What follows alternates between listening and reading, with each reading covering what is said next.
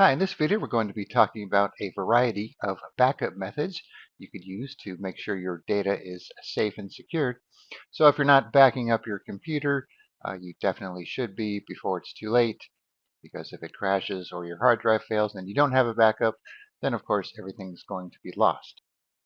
All right, so we're going to be covering a variety of backup types, and then I will be showing you some software that you could use that could actually do most of these backup types all from one app. All right, so first we'll talk about system image backups. So these are used to create an image of your entire computer, including the operating system, the apps, and your files. And that way, if you have some kind of virus or Windows system failure, you could actually restore your image and have everything back in working order. All right, so creating the system image, you could use Windows Backup to create a system image and also restore it. And then you have Time Machine for Mac OS. And then there are plenty of third-party tools, such as Acronis and Macrium Reflect, plus the one that we're going to be showing you later on here. So like I said, it backs up the operating system, system settings, installed applications, and personal files. And then when you make this backup, you keep it on an external drive or even a network location, or you could stick it in the cloud. But just keep in mind, you're probably not going to have room in the cloud unless you have some pay-for plan with plenty of storage. And these backup images are usually a single large file, or it might be a set of compressed files. And when you go to restore it, you boot into a recovery mode or a bootable USB flash drive or DVD to access the system image. And then you could restore the system image, which will replace everything on the computer. Then you could actually restore the image using the backup program itself within Windows rather than having to boot to one of these other options here. But just keep in mind, when the restore process happens, it's not going to happen while Windows is running. It's going to have to do a reboot and go into recovery mode. All right, so some of the advantages of system image backups. So they offer complete recovery. So it'll restore everything, including OS, apps, and files. So it's also faster than reinstalling the whole operating system, then all your programs, and then restoring your files from a file level backup. And this could also help recover from system crashes, ransomware, or hardware failure. Okay, so disadvantages. They can be quite large.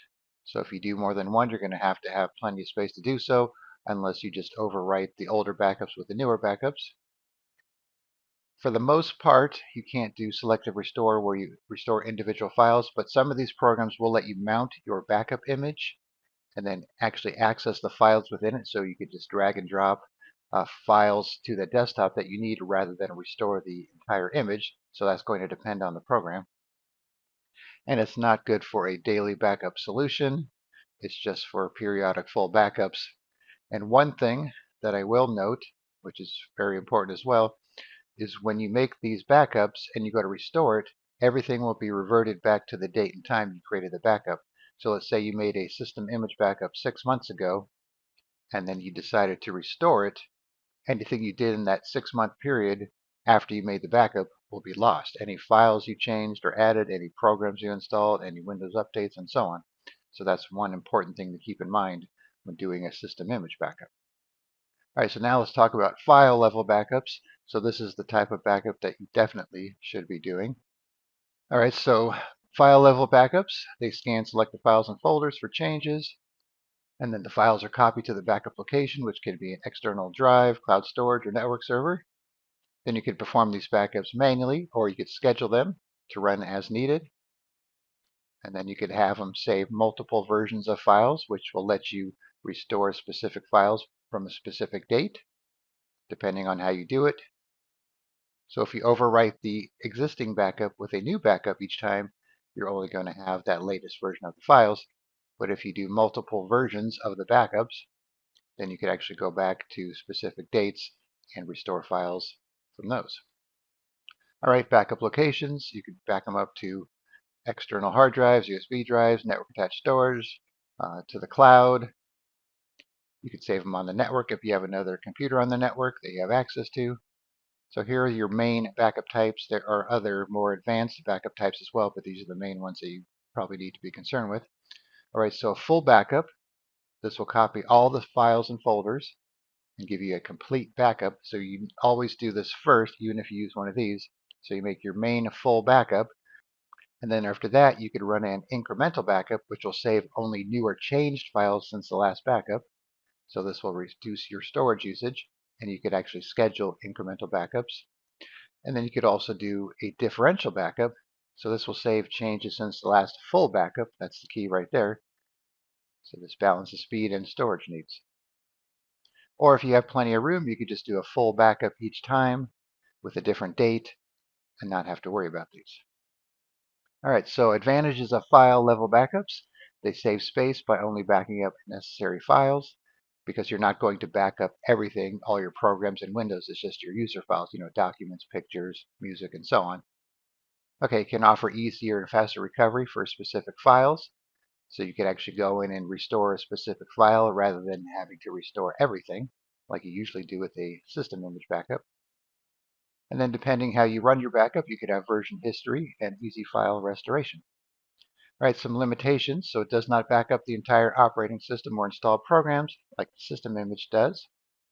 And it may require manual selection of important files to ensure that nothing is missed. All right, so now let's talk about cloud backups. So this is a way to back up your files to a different location so you don't have to keep your backup at home or in the office and then risk losing your backup if something happens to your house, for example. And I will say when you do backups, if you keep them locally on an external drive, it's always a good idea to put them in like a fireproof lockbox. So just in case something awful happens and you have a fire and your computer burns down, then you'll be able to restore your backup to your new computer. Okay, so there are many cloud backup providers: Google Drive, OneDrive, which is Microsoft, which you most likely have on your computer already if you're running Windows, Dropbox, iCloud, and then there are dedicated backup services that specialize in this type of thing. And you could actually use one of these services to schedule backups or backup in real time to the cloud as long as you're connected to the internet. All right, then many of these cloud service providers will have their own software that you could use to automate the backup process. And like I said before, OneDrive, the OneDrive client is most likely already installed on your computer. Many times Microsoft will activate it and make it back up whether you want it to or not. Okay, so when you use one of these backup desktop clients, your data will be encrypted as it's transferred to the cloud. And of course, the initial backup might take some time. All right, then once the initial backup is done, the software performs incremental backups, which will only upload changed or new files, which reduces bandwidth and storage use. Then if you need to restore data, you could do it from any device with internet access. So you could either just go to the site for your cloud provider and download files there, or you could actually use the client on your desktop to restore files or copy them to another location. All right, here's some advantages of cloud backups. You have protection against data loss. So if your computer completely dies, you'll have your backup in the cloud. Remote access, you could retrieve your files from anywhere with an internet connection. So many of these providers even have apps for your smartphone and tablet if you want to sync them to there as well. All right, they offer automatic and continuous backup. So as you make changes, these files will be synced to the cloud with the latest updates. And then scalability, if you run out of storage space and you want to pay for a subscription, you could always buy as much space as you need. All right, so here are some disadvantages of cloud backups. So of course you're relying on the internet, so if the internet goes down and you don't have a local copy on your computer, you won't be able to access your files. Or if you're somewhere with a slow connection, downloading your files may take some time. And then storage costs. So you give so much data with the free plans, and then if you want to buy more, like I said, you will need a subscription. And then of course we have some security risks. So when you upload your files to the cloud, you really don't know where they're going. They might be on one server somewhere, they might be spread across other servers, they might even be in a different country. And then if you have large files and you need to restore them, that could take some time trying to download them over the internet. All right, so finally we're going to talk about partition and disk cloning. So this is more of an advanced topic and more used for either data recovery or if you need to move everything to a new drive or a new computer if you're having some type of pending hardware failure. All right, so first we're going to talk about partition cloning. So this will make an exact copy of a specific partition on a hard drive or SSD drive. And this can be used for backup purposes to ensure that your data, applications, and system settings are preserved in case of a system failure, data corruption, or hardware upgrades. All right, so how does partition cloning work? So a partition is a logical division of a hard drive, such as the C drive or separate data partition. So let's say you have a secondary hard drive and you split it up into a D and E drive. Each one of those is a separate partition. So we'll show you an example of how partitions look after we finish this section here. All right, so then the cloning software reads and copies all data from that source partition into the destination location. So it creates an identical copy, all data, file structures, boot records, and system settings. So when I say boot records, that's going to vary on what type of cloning you're doing here. So we'll get to that in a second. And then you could clone the partition to another internal external drive, network attached storage, or even the cloud. But that's going to, of course, use a lot of space, so you might not want to upload it to the cloud. And then if something goes wrong, you could restore that partition back to that drive. But just keep in mind it's going to be like a system partition where it's going to replace everything, and then everything is going to be reverted to the date and time that you made that backup. Okay, so now we have disk cloning. So this will clone the entire drive. So if you have multiple partitions on a drive, such as your C drive, which has Windows, then it will clone the whole thing rather than just a single partition. So this is good for full system recovery.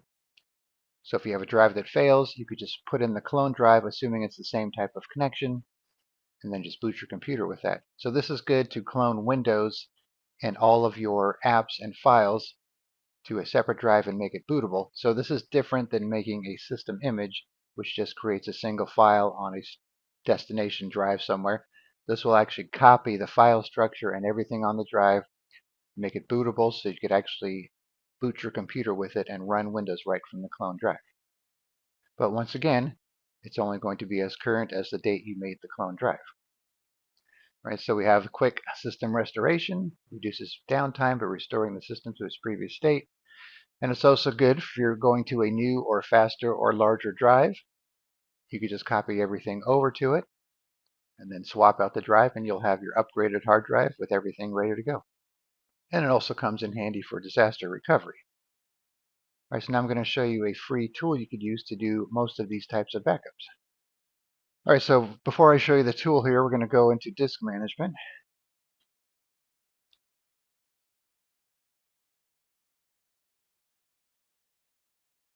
Just wanted to show you what I meant by partitions here. All right, so here is our C drive with Windows on it. So this is a partition, this is a partition, this is a partition. So when you clone the drive, it clones the entire drive and all the partitions, whereas if you were to just do a partition backup, let's say this partition here, it would just back this up and not the others. Then you can see the secondary disk has just one partition using all of the space, and you could also carve this up into other partitions if you want to help organize your data that way. And then when you do a partition backup, you can choose which partition to back up, or you can do the whole disk backup and back up all the partitions. Okay, and also real quick, I wanted to show you Google Drive here. So you've most likely used one of these cloud service providers here. So you could drag and drop your files into here. You could create folders. You could upload folders. You could upload files, and then just kind of keep things organized that way. And just move them around and do that for a backup. Or if you have the desktop client, which I don't happen to have on this computer, it will actually sync everything to the cloud. So for Google Drive, for example, if you install the client, it would make a G drive on your computer here. And then when you open up that G drive, it'll actually show you all of the contents of your Google Drive account that have been synced back and forth. And then when you make a change on your computer in that Google Drive folder, those changes will be synchronized to the cloud and vice versa. And then you could usually pick which folders you want to synchronize in case there's something you don't want or if there's something you do want to add. But for the most part, most of them will do your default folders here, like documents, pictures, and desktop, and so on. All right, so the program we're going to discuss for backups is called Hasleo Backup Suite. It's free to use. All right, so when you go here, you have your home section. You have your backup section. So here's where you could create a system backup to an image file. Then you have your disk partition backup and file backup. So if you do a system backup, you would come in here and choose the C drive, which has Windows on it. You could give it a name, description, then you would choose the destination. You have some backup options here. For compression, if you want to try and make it smaller, I'll make it take longer if you change the compression level to high, for example. You could add passwords, filters, this stuff you probably don't need to worry about. Then you could actually schedule it as well, but just keep in mind if you do multiple system image backups, it's going to use a lot of space. And then once you have everything ready to go, just click on Proceed, and it'll make the system image backup in the location that you chose. All right, then we have the disk partition backup here. So if you want to back up just a single partition like so, from your Windows drive or any other drive you have, and then you have the same options here, just pick a destination and then back it up. Then we have file level backup. So you can see here we have our main folders. You could even go into the actual C drive itself and back up stuff that's not one of the default folders here. But like I said before, you don't want to do things like backing up your programs or windows in a file level backup. Then you can back up data on other drives if you want as well. And the same thing applies. Just pick a destination, give it a name. You have the same type of options here. You could schedule it. You have the full incremental and differential retention policies, like so.